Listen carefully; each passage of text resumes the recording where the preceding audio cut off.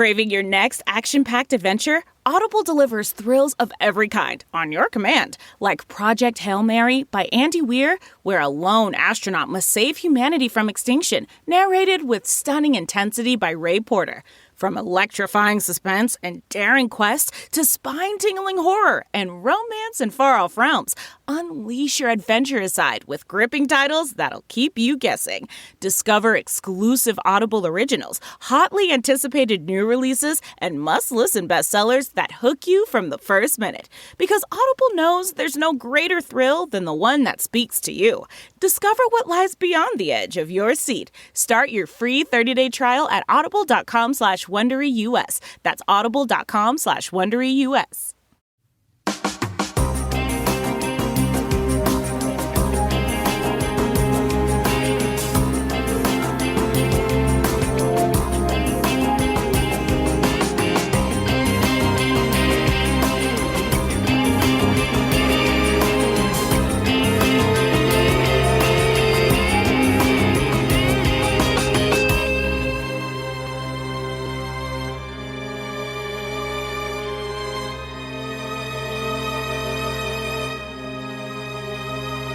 Hello, everyone, and welcome to episode 43 of the True Crime All the Time Unsolved podcast. I'm Mike Ferguson, and with me, as always, is my partner in true crime, Mike Gibson.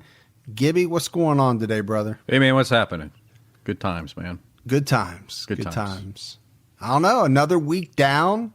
We get to the weekend. We get to record. Yeah. In studio, and we do what we like to do. We do. It's November, man.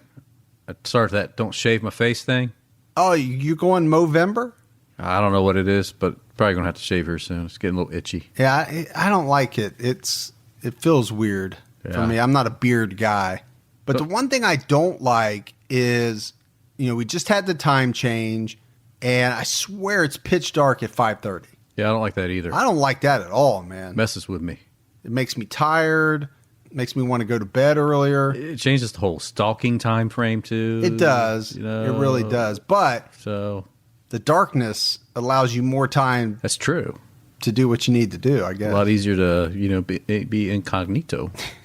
All right, Gibbs. So let's do our Patreon shout-outs. We have new Patreons. We have Jeff, Jacqueline Golf. Jacqueline, yeah. LSU, baby. LSU Tiger Jack. Big fan of the show, really big supporter on social media, which we appreciate big time. She's our Creole linguist. Creole linguist. I like that. Okay. Yeah, she does help us with some of our... Now, after the fact, after we've already butchered them, but that's on us. We didn't call her ahead of time. Right. So we have Jacqueline Waldorf, Gemma Hind, Joe Hartwell, Stephanie Powers, Katie Morgan... I feel like some of those are actresses, Gibbs. A couple of those names sound very familiar, like they were in the acting world. Greg Saunders, Taylor Palachuk, Rachel Moraes, Michelle Jolly, and Ashley Slocky. Slocky. So a lot of new Patreons, very much appreciated. And then if we go back into the vault...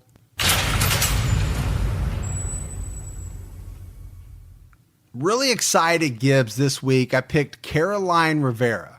And Caroline is not only a longtime Patreon supporter, she is one of our biggest supporters on social media. She really is. Always, interacting with us, Facebook, Twitter, a lot of retweeting, putting us out there. Very smart woman. Now, she will correct us because she has like 37 degrees, I think. She knows a lot about the human body, dead and alive. Yeah. Scary a little bit, but yeah, she's smart. And we appreciate that. And then we had a lot of PayPal contributors this month as well. So I want to give them a shout out. Trisha LeBlanc, Kate McMahon, Michelle Herbert, who, some months back, Gibbs, I gave her a shout out because she made the biggest donation we've ever had. Well, she just made another one and made it even bigger. That's amazing. It is. Amazing support for the show.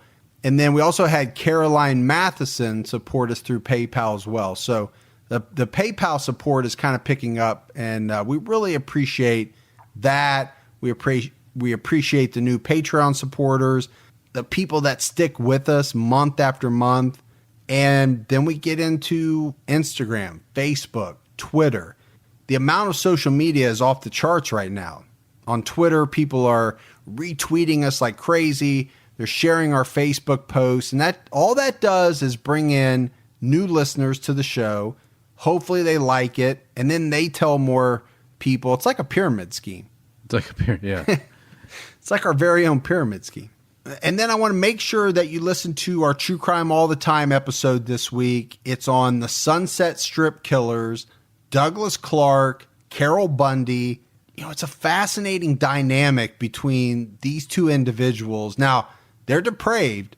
They do some unbelievably sick stuff. I would say, put it this way.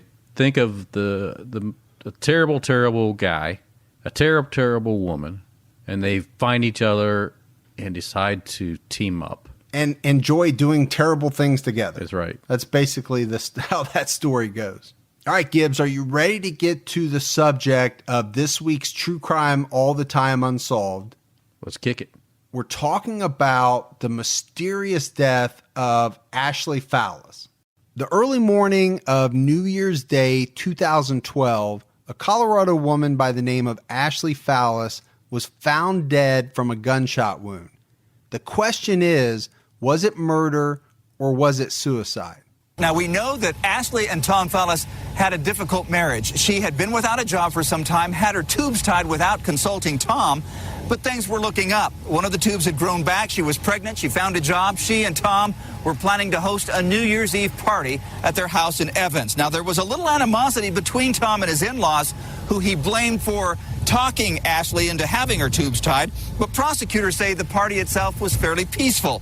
After midnight, when it was over, Ashley asked a family member for some marijuana. Prosecutors say that's when the defendant's demeanor changed dramatically. He yelled at his in-laws, told them to get out of his house. The defense attorney says Fallis saw his wife shoot herself in the head and ran over and tried to stop the bleeding. Her death was initially ruled a suicide until a neighbor came forward and told a reporter that he heard the defendant tell his own father that he shot Ashley. Defense attorneys, though, remain skeptical. So I like this clip, Gibbs, because it kind of gives a synopsis of the case. Now, you and I are going to dive deep into it. I just thought that the newscaster did a great job of laying out in just a short time what this case is about. Ashley Fallis was 28 years old at the time of her death. She was the mother of 3 wonderful children, Madeline, Jolie, and Blake. And at the time of her death, the 2 girls were elementary age, and Blake, the boy, was a toddler. Ashley was married to a man named Tom Fallis, and they married in 2007. Now, she had been married before, and she married Tom after divorcing her first husband, who was also the father of her 2 daughters. But Tom would eventually adopt Madeline and Jolie. The pair first met on a dating website. Tom would say that he adored Ashley from the very beginning. I mean, from Jump Street, Gibbs. This was, at least from his perspective, like a love at first sight type of thing. Did you just bring 21 Jump Street into this? I did. Okay. Johnny Depp, Richard Grieco. It's a classic. It is a classic. But Tom would also say that Ashley was kind of the opposite of him. She wasn't quiet where he was. She was very talkative. She was wildly energetic. She was smart. She had a sense of humor. Not to say that Tom wasn't smart, but she was in a lot of ways his opposite. And the old adage, opposites attract. And in this case, they did. Now, Tom and Ashley were married pretty quickly in most people's eyes. I mean, they had only been dating for a few months when she became pregnant, and then they married just a couple of months after that. I think her parents were a little nervous about this happening so fast, and I think most parents probably would be. Yeah, I mean, there are some marriages that come together that quickly, but I would say it's not the norm. Most people date for a little bit longer than that, I think. And I think they were still uncertain about Tom, about his aggressive behaviors that he was demonstrating over the short period of time that they got to know him. And it made him a little bit uneasy. So they had some reservations about how fast everything was moving, right? That's what you're saying. Exactly. Now, Tom and Ashley lived in the community of Evans, Colorado, and Tom was a corrections officer with the county of Weld. Ashley worked as a respiratory therapist. And I think you kind of hinted at this, Gibbs, a little bit, but there was some tension between Ashley's dad and Tom. Yeah, I mean, there's no doubt that Ashley's family didn't take to Tom as you would want to see somebody take to your spouse. Yeah, and back to some of the things that you were talking about, aggression. He also felt that Tom was very controlling of Ashley. And of course, Ashley is thrown in the middle of all of this. And as all of this is going on, Blake, he's born, and they find out that he has a chronic brain condition. So you have to think about what is going on with their marriage, what all of this tension and anxiety about Blake's condition is doing to their marriage. That's a lot of pressure on a marriage. Newly married, you have your in-laws not really caring for the other spouse. You've got a mixed marriage, right? Yeah, I was going to say, let's not forget that Ashley brought 2 children into the marriage from a previous marriage. And that's never easy to deal with those logistics. And then on top of all this, so they have a newborn, and then they have to go through this devastating news of this condition that Blake has. So that's, I mean, wrapped all that up. That's tough. And besides that, Ashley just got her job at the hospital. Before that, she was unemployed. So financials were a little tight as well. I mean, so you take all that up, bundled up. It's a lot. It's hard to have a healthy relationship. It's definitely going to try you. Well, okay, so we're both married. Take all of that stuff out. It's still tough to make a marriage work. Oh, yeah. Add all of this stuff into it, makes it very, very tough. To the point where it was said they were actually thinking about divorcing, and they would go back and forth on it. I think they were changing their minds on a regular basis. Should we continue? Should we give up on this thing? But they were pretty quick to fix issues as they came up, but those issues would come back around eventually, right? So they would Band-Aid them. That's what I'm thinking, Gibbs. But the issues weren't fixed. They would flare up.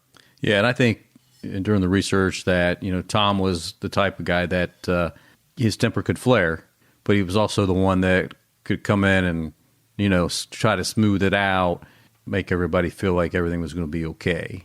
So maybe he was quick-tempered, but he could also be quick to maybe say, I'm sorry, and smooth it over. Is that? Yeah, I think he was good with pulling everybody back in and getting to a calm spot. Yeah. So at least from Tom's perspective, he thought things were improving. He thought the marriage was on track, getting better, to the point where he started to plan a big New Year's celebration party. Yeah, they were going to have friends over, family over, including her family, his family, her family, and bring in the new year. And there were also some family rumors going around that people thought that Ashley was maybe pregnant again. So again, this all kind of adds up into, okay, maybe the marriage, the relationship is headed in the right direction. And Ashley did think she was pregnant. She had taken an at-home pregnancy test. It came back positive, but it was pretty early on. She hadn't even gone to the doctor yet to confirm. But on this New Year's Eve day, prior to this big party that's going to happen, she starts having some severe bleeding. And, it's thought that she possibly could have had a miscarriage. And this is alarming, but it's sad because she'd actually gone through this, Gibbs, a couple of times earlier that year, thought she was pregnant, did a test, and had some bleeding and thought she miscarried. Yeah, I mean, that's definitely rough for people. It's heartbreaking. Yeah, it is heartbreaking. But it's also very strange because you heard it in the clip in the beginning. Ashley had had a tubal ligation after Blake was born, but clearly it had not taken, in the clip, I think they said one of the tubes had grown back, and autopsy results are later going to show that the tubal ligation had failed on one side. So this would have given her the ability to become pregnant. The other thing that the autopsy results showed was that Ashley didn't have enough pregnancy hormones in her urine, though, to suggest that she had been pregnant. So from the testing, Gibbs, they didn't think she was or had been, but yet she had had some very severe bleeding. So this is kind of mysterious. Yeah. But in Ashley's mind, she's sitting there bleeding, thinking that she possibly could have had a miscarriage. And Tom is thinking the same thing. And it's important to the story. Absolutely. As we move forward. Now, back to that day, Ashley didn't go to the doctor. She didn't seek any medical attention. She got ready for this big party. Like we said, she had gone through this a couple times earlier in the year with this type of bleeding, thinking possibly she could have been pregnant, that she possibly could have miscarried. And then we get to the party. And the party starts off okay, but you have to think Ashley's not in a party mood. After what she went through earlier in the day, she's not in the best spirits. Yeah, I would think you would be somewhat depressed. Yeah, not ready to really have a New Year's Eve party, but she has all these people coming. And as the party continues, Ashley and Tom have some, small disagreements through the night, which, we both know those can happen between husband and wife in those type of scenarios. You're trying to entertain, you got your family there, her family there, especially when you know that one of the families doesn't really care for the other spouse. So you got to added tension there. Plus what happened in the morning. So it's going to happen.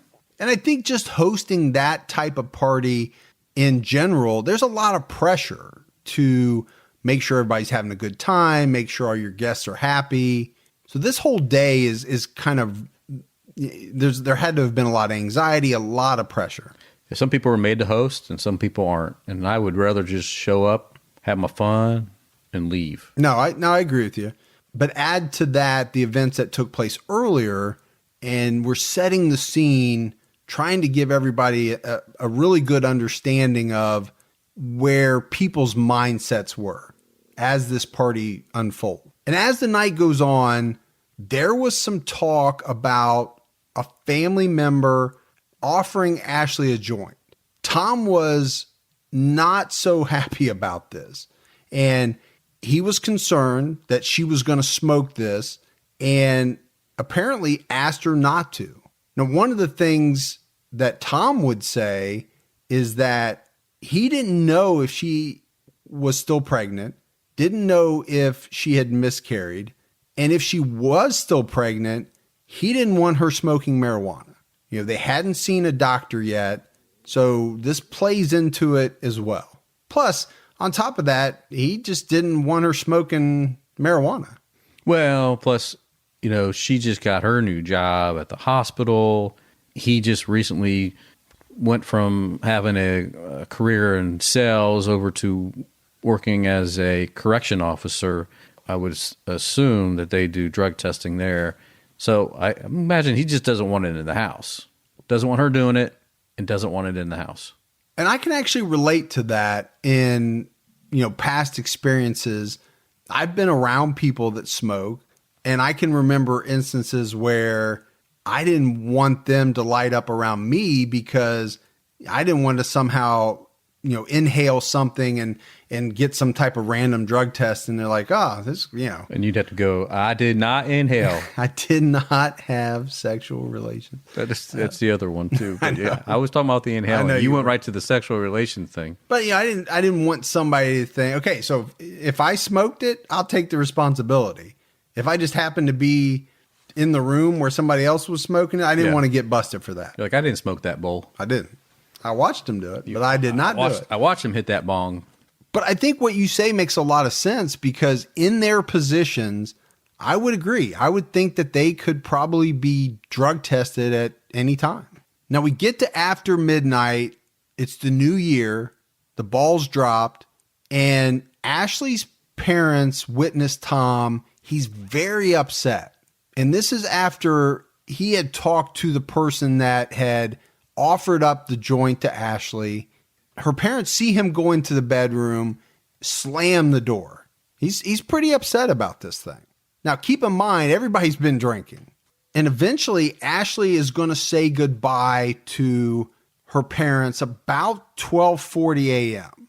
And her mom's later going to say Ashley was visibly upset over the argument, but she told her mom, don't worry about this. This is normal. This is what we do. We'll work it out. In the meantime, Tom's come out of the bedroom and he's standing on the porch waving goodbye. Kind of standoffish, because you know how their relationship was. Yeah, well, he knows that they don't care for him. I think I think they thought he was more out there making sure what was being said and when you getting back in here. But this would be the last time that they would see their daughter, Ashley, alive. So Ashley puts the kids to bed. Now, they might have been asleep, Gibbs. I don't know. But she makes sure they're in bed or moves them from one room to another. But we'll call it putting them to bed. And then she goes to bed.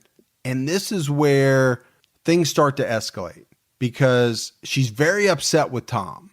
And Tom would later tell police that she's telling him things like, F you. If I want to get high, I'll get high. So they're arguing over the marijuana. Then they begin to argue over her family, and she takes their side on some of these issues, and that upsets Tom. So they're going back and forth. They're yelling. Tom says, she says, I'll do whatever the F I want, and she walks away.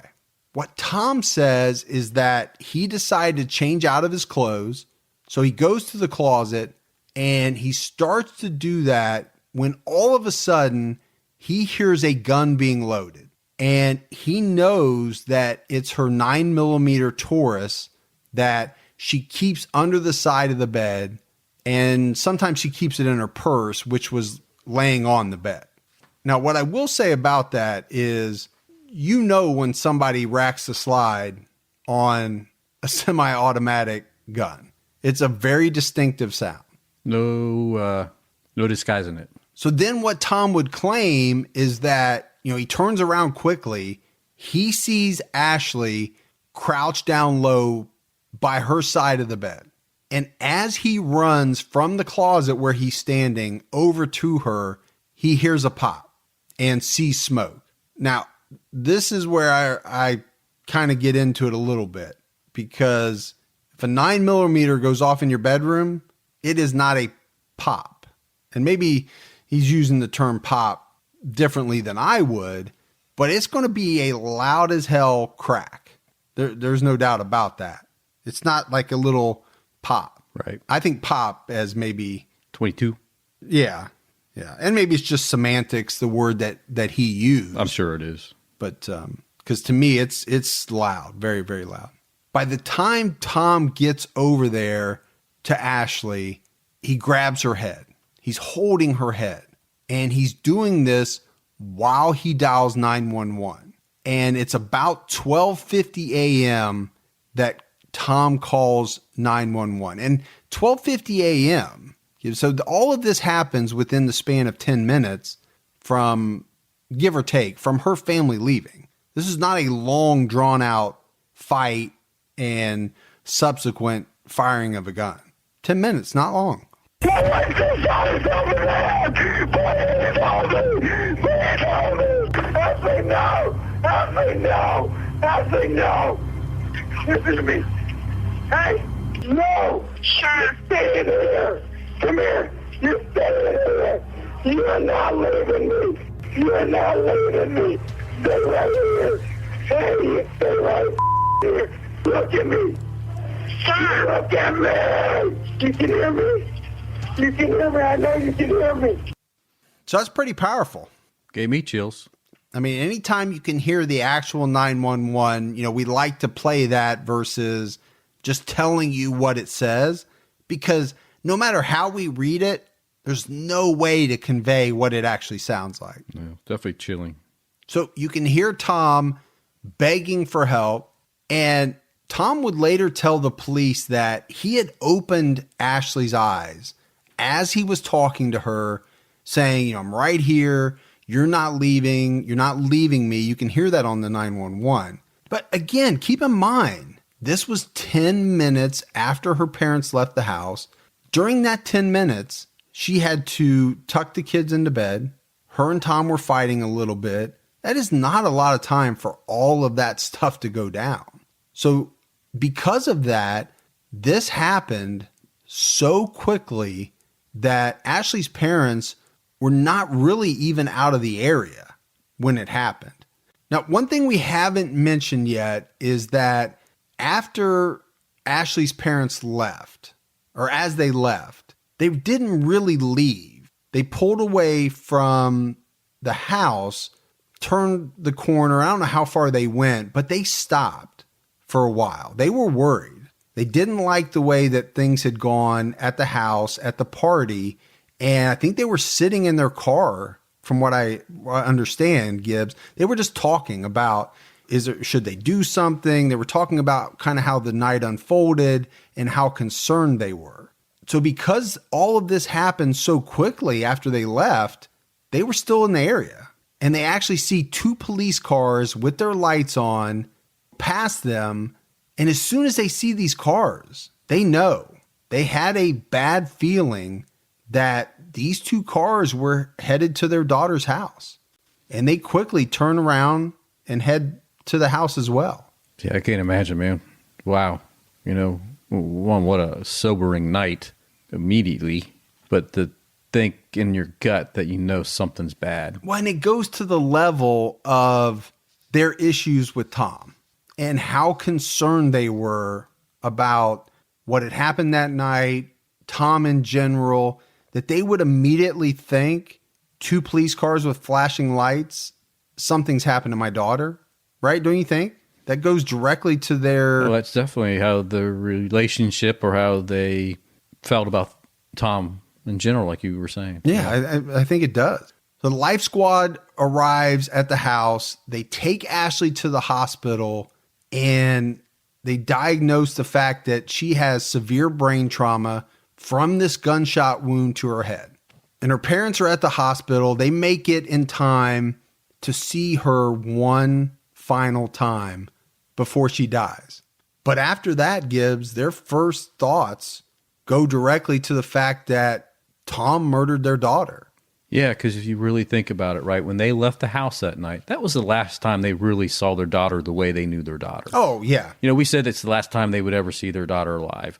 But it really was. Even though at the hospital they see her again, but she's not coherent. She's not there, right? It's just a matter of time. So, but you're right. I mean, immediately, because their whole gut instinct when they left the house was, let's not go home yet. Let's pull around the corner and wait. Maybe she's going to call us and we'll have to go back and save her, help her out, give her a ride somewhere to get out of the house. But no, they had to turn around because something terrible happened. A few hours after the 911 call, the Evans Police Department, they bring Tom in for an interview. But one thing, Gibbs, that's been talked about a lot is that they didn't bag Tom's hands. And again, I don't know what's normal protocol for every police department, but I do think in certain situations, it's normal to bag someone's hands if you're going to test them for gunshot residue. Now, they do ultimately test him, but because they didn't bag his hands, this is just something that's been brought up a lot. Well, it's going to be a controversial issue. Yes. And it would have probably resolved a lot of the ongoing issues if somebody would have tested the hands much sooner or protected the hands until they were tested so that you can get an accurate reading. And they're struggling for a gun. If he didn't pull the trigger, he could still get it on his hands, but not to protect them until they were tested immediately. I think that's a flaw. So he's in for an interview, and one of the things that police know already, they had interviewed one of Tom's neighbors, and this neighbor said that he heard Tom and Ashley arguing with each other, yelling at each other near the time of death, near the time of the gunshot. And part of what the neighbor tells police that he heard is Ashley telling Tom to get off me. Now, Tom denies this.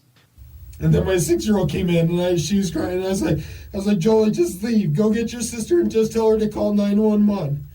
And my oldest daughter went to come back in. I was like, no, just leave. Just go call 911 and tell them to come. Just come here quick. And I said, open up the front door so they can get in. And last thing that I heard is that I heard my kids crying in the bedroom, and then I heard that she was still breathing, but they haven't told me anything since. Let me tell you. I didn't shoot my wife! Tell me what happened then. Tell me what happened. Why do you have those scratches on your body? I just told Why you. do you have... No, that is not from you doing You know that. what? Yeah, it is. When you shave your chest, you sit there, and I do this all You're freaking just trying day. to make more scratches right Oh, now. my Let me God. tell you. She's telling you to get off of me, get off of me. And you're saying, don't leave me, don't leave me. Oh. Why do you think that a neighbor that has nothing to do with this is going to say that? Which one? The one next door It who's doesn't threatening matter to kill our which dog, one. or which one? It doesn't matter which one. You have to explain that. It never happened. She never said that. You know what? I did. And I've told you. I've told her to her mom. Them. You don't need to get high. You don't need to go get high because your mom. You don't need to listen to her anymore. You were mad at the fact that she was listening to her mom. I've already told you Yes, that. and so when you went upstairs, you were arguing with her. And you know you were arguing with her. That wound on the back of her head isn't where she could do it herself, Tom. It is not. Oh, bull. It is not. Bull. All right, so that was Tom's actual interrogation tape, part of it, a small part of it. But you can hear him. I mean, he's very animated, Gibbs. He's saying, I did not shoot my wife. He says bullshit about 20 times. But a couple of interesting points there. The police noticed some scratches on Tom's chest. He tries to say that it was from the fact that he shaved his chest and that caused it to itch and he scratched it a lot. Which happens. That could happen. Yeah. You hear the investigator telling Tom about what the neighbor said. And what I found interesting is he says, which neighbor? The one that has threatened to kill our dog? Apparently he's had issues with a couple of his neighbors. So the investigator does tell Tom that, they know that he has a temper. And you can hear her actually say, there's no way that Ashley could have shot herself in the head in that location by herself. And I think that's a big part of this. And part of the issue for Tom is that the investigators have already surveyed the scene. They notice that pictures are pulled off the walls, they're broken, and they also find divorce papers laying on the dresser. That's big. That is big. I mean, it looks like people were struggling. And the divorce papers on the dresser, that can't look good for Tom. No. Maybe they were arguing. She pulled them out, slapped them on the dresser. Then they scuffled. For pictures to fall off the wall, something had to happen. Might not have been that night. It could have been the night before. But pictures were off the wall. And its assumption is that it happened that night. Yeah, it's just the scene did not look good for Tom. Ashley was also found with bruises on her legs. This also led police to think, along with the pictures and all that, there was some type of struggle that occurred. But after the interrogation, they let Tom leave the police station. And it's on January 5th that the coroner makes a ruling and declares Ashley Fallis' death a suicide. Now, keep in mind, this is only 4 days after the incident, and it's well before all of the forensics are completed. It seems quick to me. I mean, I'm not in that world, so I don't know for sure. Yeah, but I don't know what the rush was to seal it up so fast. Why not allow things to play out a little bit more. Wait to see as everything came in. Yeah, I mean, there's what's another week going to take? What's another 2 weeks at this point? I mean, what's the urgency? Well, I would think in that line of work, it would. What's the old adage, Gibbs? It's better to be right than fast, or there's something like that. Yeah. You would think that would definitely apply in that. I would think so too. I mean, it's better to be cautious. You want to be right. You want to make the right call as opposed to getting it out as quick as you can. But because of all of this, and especially that ruling, the police closed their investigation 2 months later because it's been ruled a suicide. And I think this is tough, especially for Ashley's parents. This is tough to take because there were a lot of concerns and there was some evidence pointing to the fact that this could have been a homicide. They were upset by the coroner's ruling because, in their hearts, Gibbs, we've already talked about it, they felt that their daughter was murdered by Tom. They said she would never take her own life. She would never leave her kids behind, any of them, but especially Blake, because we talked about Blake's health issues. He needed a lot of help. She would never leave him. This is what her parents said. And Tom started doing something within a couple of days of Ashley's death that, I don't know, Gibbs, I think some people thought it was strange. He began texting his wife's cell phone. From Tom's point of view, I think he's doing this to feel like he's talking to Ashley. Yeah, I think it's probably more therapeutic for him. Right. He's sending texts like, it's been so hard without you. I wish you were here. We all miss you so much. I love you with all my heart. All of these things that are basically showing how much Tom cared about her. Now, I see that as something that maybe a grieving husband would do. But I think there were people that thought this is very strange. This could be an act. Yeah, I think he had both sides of the table on it. But again, I think I kind of see it like you, that you're not thinking somebody's going to see those, right? I mean, you're just doing it because it's just, if that's the way you communicate, it's the way that you're trying to still communicate. And it's really hard to put yourself in the mind of somebody that's going through something like this if you haven't, which I haven't, can't imagine it. The way I see it is if you are thinking no way Tom did this, compassion, love, heartbreaking. And if you're on the other side thinking Tom did this, you're probably thinking, well, that's pretty conniving and ways to try to fool people. Self-serving, trying to make it yes. Other people think that, yeah. Well, no, I get you. I think you can see it both ways. Yeah. Depends on which side of the fence you're on, right? Now, Tom tried to return to work as a corrections officer at the Weld County Sheriff's Office, but he wasn't emotionally capable to do that job.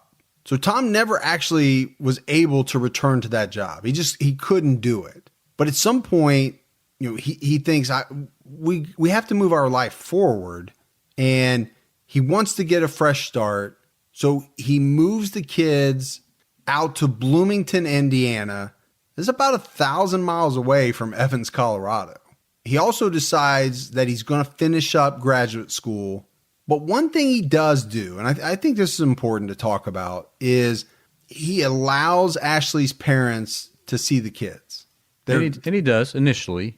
To start out. Yeah, until he's, we'll get into it, but, as they try to get investigators to really look at this case, he's not so willing to let them see the grandkids at that point. And they have to file for their rights as grandparents to have visitation.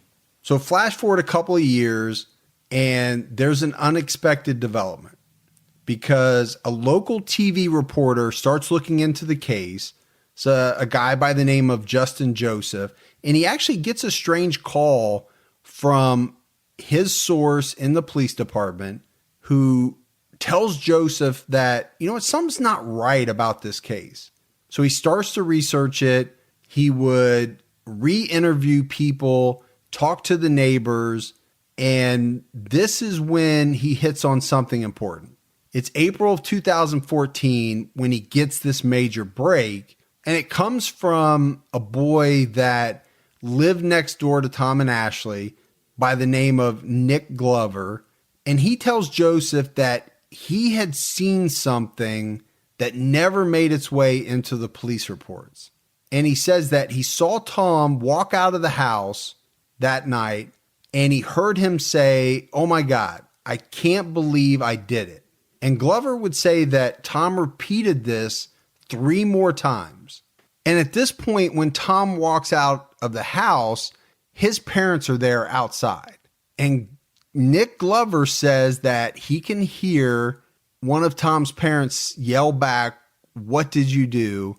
And Tom replies, "I shot her." Now, the interesting part of this is that Glover said that he told this to Evans police officer Michael Yates. And Joseph, as he's investigating this, interviews a deputy who goes on record and says that he also heard Tom Fallis say, "I shot her." But as Joseph gets further into looking into the case, he realizes that, police did not include not only this witness statement, but several other witness statements as well. So Justin Joseph does all this researching, and then he starts to report on it. And because of this, the case gets reopened. But when it does, it's not given to the Evans Police Department. The new investigation is going to be led by a neighboring police department in Fort Collins. And there's a couple of reasons for this, Gibbs, I think. Number one, the Evans Police Department, they've got a problem. They have a hard time explaining why they stopped looking into the case so quickly, knowing how much evidence was out there. We talked about some of it, the pictures that indicate a struggle, the divorce papers. Numerous witnesses at the party reported that Tom was angry that night. And let's not forget, there were still some lab results pending at the time they closed it down. Yeah, and there was some buzz, too, because he was a correction officer for the county, that maybe this was, brothers looking out for brothers. Later he'll come out and say, "Look, I was just a correction officer. I wasn't on the law enforcement department, so why would somebody do something like that?" And I kind of have to agree with that. I don't know if the police department's looking out for a corrections officer. Yeah, but that was put out there. Yeah, no, I get it. So it's going to go to Fort Collins, and this time investigators are really going to focus in on some of those eyewitness statements. And Justin Joseph is apparently not a shy guy. He tries to interview Tom Fallis, but Tom shuts him down pretty quickly. All he will say is, "I'm not talking to you about this. They ruled her death a suicide." But after this encounter, there's some strange things that happen. Tom produces some suicide notes that he said Ashley wrote, and he now gives them to police after 2 years. He didn't give them to the police in the beginning, which I find very strange. It is a strange thing to do. I mean, I would have thought you would offer those up right away, but then again, they did rule really fast and said it was a suicide, so he didn't need to produce anything because they said, "Hey, this is what we're calling it." You're right. And some of these are going to come out later in the trial, but there's one example that said, "Dear Tom, I'm sorry for your pain. I'm a failure at everything. I find myself not even liking my children. I do love them. I just can't take this life any longer." But you have to know, just like we talked about, there's a lot of people that are suspicious of these notes of why they're coming out now and didn't come out 2 years ago. So police take this evidence, some of this being new, and all the stuff that Joseph was able to dig up, and they actually put it before a grand jury in November of 2014, and the grand jury indicts Tom Fallis for the murder of his wife, Ashley. And really the purpose of a grand jury, I mean, they just have to see if there's reasonable cause that this could occur, right? I mean, they're not looking for detailed facts. No, just if there's enough to move forward I can't remember exactly what it is, but I think if it's a reasonable person would say that there's enough evidence to move forward with the trial. Yeah. I can't remember the exact definition. Yeah, and then to go ahead and take it to the next step. But it's far, far less than even reasonable doubt, I think. And the trial of Tom Fallis would not begin until March of 2016. She gives him hugs, she gives him kisses, sends them on their way. And those would be the last hugs and kisses that Ashley Fallis would ever receive from any of her family. And what he'll tell you is that once Ashley Fallis was back inside that house, she came back into that master bedroom, and even by his own admission, they're in the midst of a heated argument. He's in the midst of a heated argument. Fuck your mom. Fuck your fucking mom. You don't need to go get high. He'll tell you. He said it. And other people will tell you they heard it. And in that moment, all the animosity that he has for her family is directed in one and only place, right at her.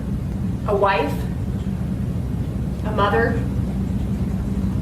who just spent the entire night with her friends and family, no one noticing her being anything other than happy and excited. And now she's dead. And by 12:54 a.m., officers from the Evans Police Department are at that house on Zinfandel Street in Evans. And they'll come in here and they'll describe for you what they saw when they arrived there. And what they're going to tell you is that they found Ashley Fallis lying on her right-hand side, next to her bed, barely any blood on her or her clothes. And they found him at her head, holding her head, covered in blood on the left-hand side of her body. So a pretty strong opening by the prosecution. And when I hear that, Gibbs, all I can think about is this prosecutor. I'm sure she's all dressed up in her expensive suit, and she's got to drop like 3 F-bombs starting out the gate, but she has to do that for effect. That type of stuff plays to the jury. Well, that's her job. No, it definitely is. She's got to tell the story for Ashley. But Tom is going to mount a very strong defense. And his defense attorney comes out in her opening statement very strong as well. You know, Tom Fallis did not kill his wife and the mother of their 3 children. Ashley Fallis committed suicide on January 1st, 2012. Ashley Fallis was a beautiful woman, but she had a terrible pain inside. She had documented mental illness, was impulsive and self-destructive, and shot herself in the instant of her crisis with her own handgun. So that is part of the statement that Tom's defense attorney comes out with. Now, they would also point out that because she thought she was pregnant, she had stopped taking her mood stabilizers. So apparently she was taking clonazepam and a few other drugs to treat anxiety, obsessive compulsive disorder, and bipolar tendencies. And obviously, Gibbs, I mean, the reason why she wanted to stop taking them is if she was pregnant, she didn't want those type of drugs affecting. Yeah, she didn't want them in her bloodstream, right, going to the fetus, and yeah. And the defense would produce a witness that said the night before, Ashley was drinking heavily. And she also put on the stand Ashley's uncle, who talked about the fact that they had suicide in the family. And then Ashley's therapist would take the stand. And did she seem depressed to you? No, she did not. She seemed suicidal to you? No, she did not. She reported herself as a failure as a result of her second miscarriage, correct? Correct. And if you had known that she thought she was pregnant twice and miscarried twice when you saw her on December 2011, you might have thought of that as being a red flag. Is that true? I certainly would have. Would all these things change your thinking about Ms. Fallis' state of mind? Yes. Ashley said on July 24th, 2011, "Dear Tom, I am sorry with all that I have caused. I'm not happy about it. I'm sorry for your pain, but I can no longer go on living this life. So I thought that was interesting testimony because you can actually hear both sides. You can hear the prosecution having the therapist or the psychiatrist say, he was not aware of any issues, but then the defense comes back and basically gets him to say, if he would have known some of these things, it would have changed his opinion. And now they have to tackle Nick Glover. And this is the next door neighbor who said he heard Tom Fallis confess and, tells the jury that he remembers it all very clearly. Do you remember being contacted by a police officer at your home some point that day? Yes. What, if anything, do you remember about how long that interview lasted? I cannot recall how long it lasted. Do you know if it was more or less than an hour? I couldn't say. Okay. During that interview, did you tell Officer Yates the facts that you reported to this jury? Yes, I did. How certain are you that you told Officer Yates that information? I take to my grave. How can you be so certain? You can't, like I said, you can't hear something like that and forget about it. I mean, that's going to be embedded in your mind. So obviously that is him on the stand. What you don't hear is him actually telling what he heard, but what you do hear him say, and the prosecution I think gets him to say, is that he definitely told Officer Yates that about what he heard back when he was first interviewed. And we mentioned that there was a deputy that said he overheard Tom as well. And this was a Weld County Sheriff's Deputy, Chris Graves. He took the stand and testified that he heard Tom screaming, quote, "I can't believe I shot her, and I can't believe she's dead." Pretty powerful to have a deputy on the stand testifying to that, I would think, to the jury. It is, but it just depends on the credibility of that person. So that's a good point you're making, because we know that the Weld County and Evans Police Department, they had taken some credibility hits, I think, in the years since the death of Ashley Fallis. Yeah. And I think the other issue is that he says this on the stand. And the reason he says it on the stand is because he doesn't say anything when he first hears about it. It's not till 2 years later that he tells his supervisors that, the night of that, I was told I heard this. So again, that kind of tempers it, I think, with the jury. Well, you would think as a person in law enforcement, if you heard that, that would be something that you would bring up immediately to somebody. Not 2 years later. Yeah, I don't understand that part. That's a little hard to swallow. So again, from what I said to what you said, that's kind of what the jury is trying to weigh as they're hearing this person in a position of power testify, right? It's a deputy. I should believe what he's saying. And then on the other hand, why did he wait 2 years to come out with it? All interesting. And we have to talk about the detective Michael Yates, because we brought his name up. He was accused of either altering or withholding the statement made by the neighbor, Nick Glover, who said he heard Tom confess. But there was a group, another police department, that was brought in to do an independent investigation, and they cleared him of any criminal wrongdoing. So take that as you will, but that did happen, and he was cleared. But now, Gibbs, we have to get into some of the critical forensic evidence around the shooting.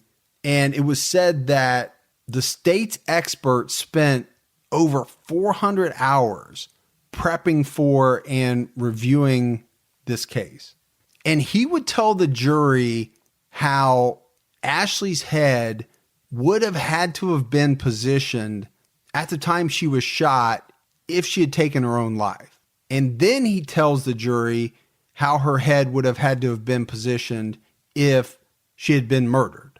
And this is where it gets very interesting, because, this expert is a prosecution witness, but the defense is able to get the expert, I don't know if you want to call it flip, Gibbs, but they're able to get him to say yes to this question.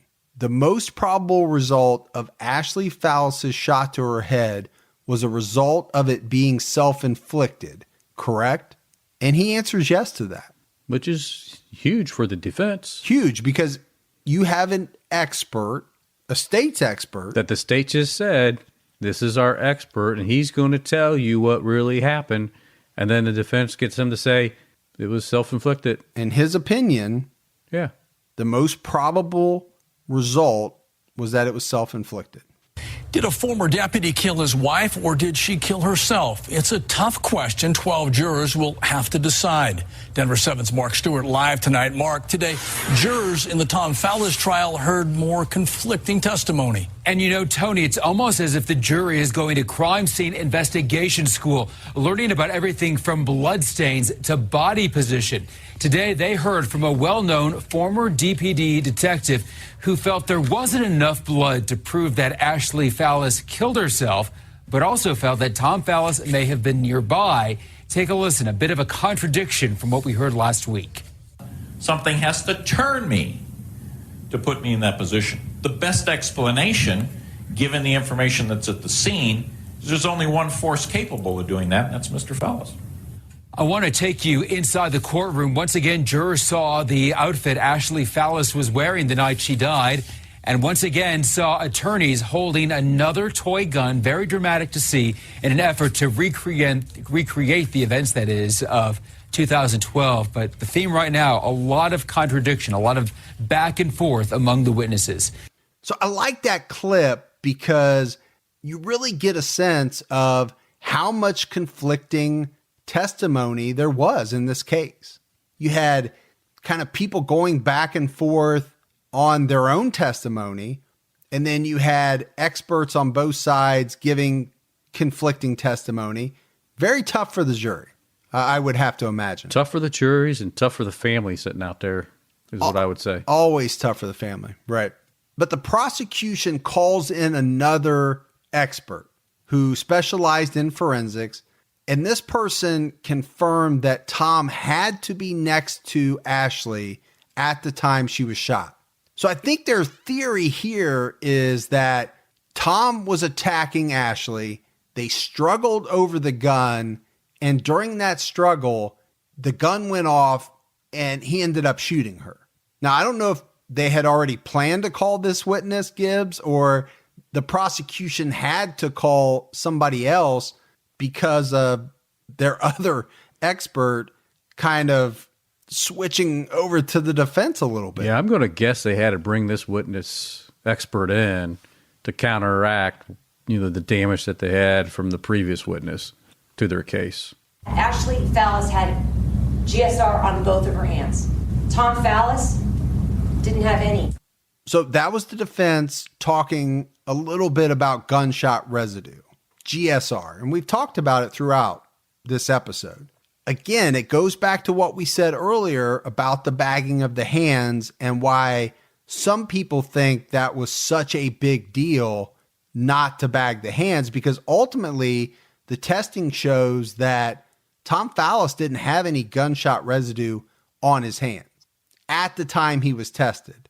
Now, all in all, there were over 40 witnesses that gave testimony to the 12 jury members. And on March 31st, 2016, the jurors get the case. They're only deliberating for about 3.5 hours. And it was said that that actually included them eating lunch.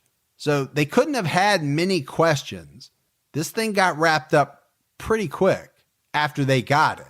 So it's 4 years since the death of Ashley Fallis, and the jury comes back with a not guilty verdict of murder for Tom Fallis.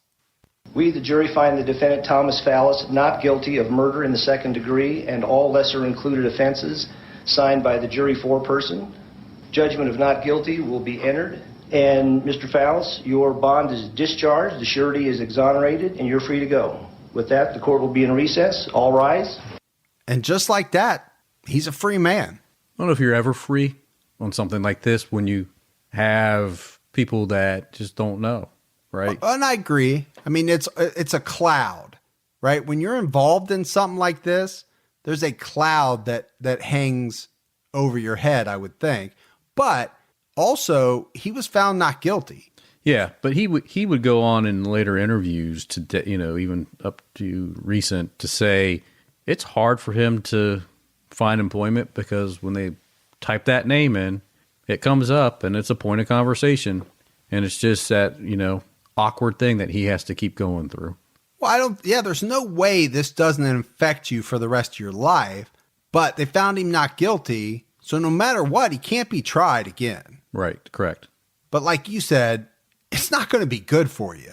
No. You're not going to prison, but it doesn't mean your life is going to be great from here on out. No, because just this trial, the financial impact too, it was north of $400,000 that it cost him to defend himself that he didn't have, that he had to get assistance from his parents.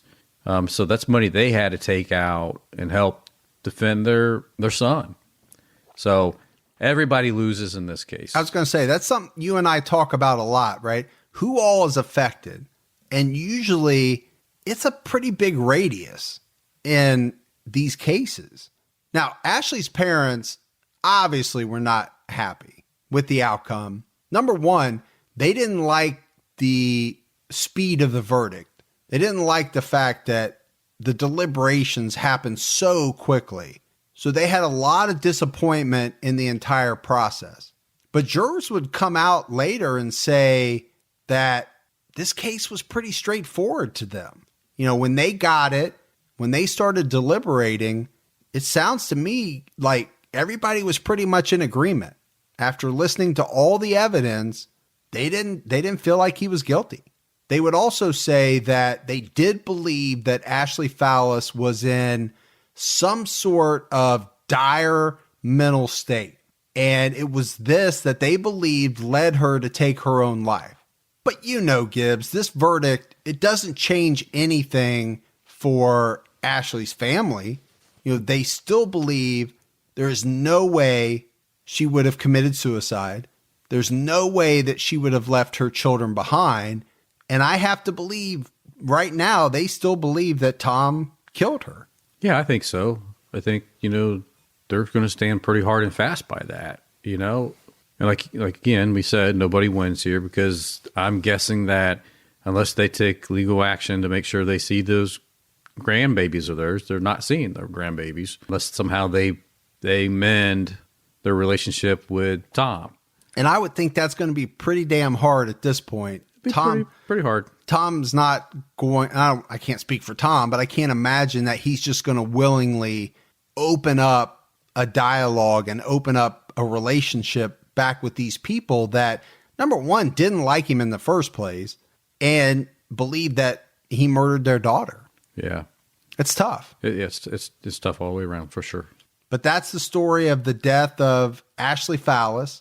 There's still a lot of mystery around it because I just don't know how there's any way to know what happened in that room.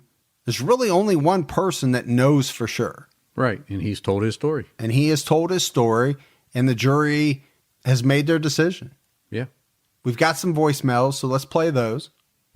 Hi, guys. This is Tracy in Indiana, and I just wanted to give you guys a call and let you know how much I love the podcast. Huge fan of TCAT and TCAT Unsolved, and I also listen to Criminology. I just wanted to suggest that maybe you could do, more episodes because you're just not putting enough out there for me. I need more. I need, double, at least. Or maybe you should just do one episode of each every single day of the week. Also, I wanted to thank Gibby for always liking my stupid comments on Facebook and Twitter. Mike Ferguson, super cool, but I think you need to start liking my comments because right now I'm definitely Team Gibby. Anyway, I just wanted to give you guys a shout out. Also, keep your own time ticking or whatever. Thanks. Bye. Or whatever. Or whatever it is. You can keep your own time ticking or do whatever you want. Yeah. I actually really like that voicemail from Tracy. I think I remember her messaging on Facebook after she did it, I don't like it. I wasn't feeling good. And I think you were like, I don't need to use it. I can, leave another one or something like that. No, I actually thought it was really good, and that's why I kept it in because, number one, she listens to both of ours. She listens to Criminology, which is great. Right. And the one thing I get a kick out of is, how responsive you are on social media. And you really are. I give you credit for that. Like a ninja, dude. But what people don't realize is somebody's got to do all the work to get this damn podcast out. I know, I'm doing it. Nah, I'm just messing with you. But somebody does have to pull all the clips. Somebody does have to do all the editing. Yeah. It does cut down a little bit on my social media time. Yeah. Thanks, Tracy. Yeah, no, we appreciate it. Hashtag Team Gibby. Hey, you guys, it's Jessica. I just want to say thank you both for the birthday shout out as well as the birthday love on social media, as well as all the TCAT family who did wish me a happy birthday. I appreciate it. You guys did bring up my interview on the shout out. I just want to let you guys know that today I got a call telling me that I passed the first round of interviews, and that I'm going in for the second round of interviews in a couple of days. So I'm a little nervous with that, but I think I got this. So I just want to keep you guys updated. I want to let you guys know before I post it on social media. Anyways, I love you guys. Keep up the hard work, and you guys are doing a fantastic job. Stay safe and keep your own time ticking. Or whatever. Hey. I'm going to start saying that at the end. Hey, stay safe and keep your own time ticking. Or whatever. Yeah. That's Jessica, man. That's great, man. We love Jessica. We do. Absolutely. Always in our corner. But what amazes me here, Gibbs, is the TCAT family and the TCAT power is helping her to get this job. And I hope she gets it. I know. We really do. Anything we can do to help you to get that job. Hey guys, this is Danny McCulloch from St. Paul. And that's my toddler. I just want to say thank you. I had emailed about a while ago about covering Jody Huizentroop, but you said that Gibby couldn't pronounce Huizentroop. But there's one that I've been thinking about a lot lately that I think would make a great one, and that is the disappearance of Maura Murray. She was a college student who went missing after a traffic incident, and it's kind of called the first case of social media sleuths. It's pretty interesting. Other than that, just want to say thanks, and we all love listening, and we all have a blast on the Facebook page, and I hope you guys have great holiday season, so have a great weekend. So Huizentroop, I say it. Huizentroop. Yeah, I think she sent me an email, and I responded. Were you dissing me? She just wanted to hear you try to say that last name. Danny, thanks for having my back. Yeah, no, it's good. Now, I will say about Maura Murray, I don't know that that's one that we'll do anytime soon, just because, we know the folks that do the Maura Murray podcast, and I mean, I don't know how many episodes they have out, but it's all about that case. It's big, and it's a big part of CrimeCon too. Yeah, this so upcoming year. We met them at CrimeCon. So I don't know that we would ever try to do it because there's no way we could do it the way that they've done it. Yeah. But if you are interested in the Maura Murray case, I would suggest listening to their podcast. The first so many episodes are strictly devoted to Maura Murray. Now, I think they've branched off into some other cases, but there's no way we could do it the way they've done it. No. What's really cool, though, is that she's getting the early listeners on. Yep. I like that. Love it. Start getting your kids listening now. Yep. All right. So that is it for another episode of True Crime All the Time Unsolved. So for Mike and Gibby, stay safe and keep your own time ticking or whatever. Or whatever.